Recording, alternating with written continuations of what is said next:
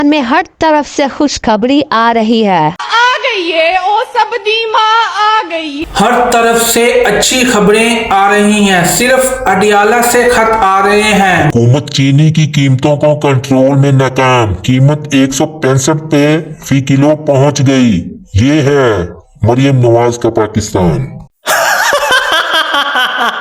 India को पीछे ना छोड़ा तो मेरा नाम शहबाज नहीं। पाकिस्तान कर्जों के साथ तरक्की नहीं करेगा। दुआ करें कि पाकिस्तान के कर्जे खत्म हो जाए। इस रिपोर्ट के मुताबिक पाकिस्तान 2025 में कर्जों पर सूद की अदायगी की शरह की बड़ी बुलंद तरीन सतह पर पहुंच चुकी है, जिसकी वजह से अब इनकी अदायगी नाकाबिले बर्दाश्त हो रही है।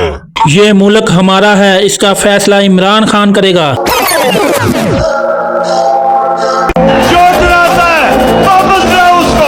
मुसलमानों की भूमि गोली का जवाब गोली देंगे और असला हमारे पास भी है, बारूद हमारे पास भी है। मुसलमान रिबत में नहीं करता। इस चमन के फूलों पर